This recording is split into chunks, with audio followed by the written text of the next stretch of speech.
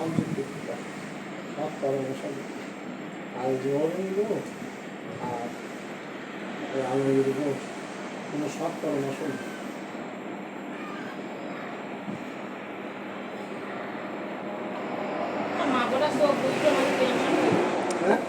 মাগো সব বুঝতে হচ্ছে টেনশন করবো মনটা নেই ঠিক হয়ে যায় আমি বিয়ের জন্য ছিলাম আমার বিয়ের সময়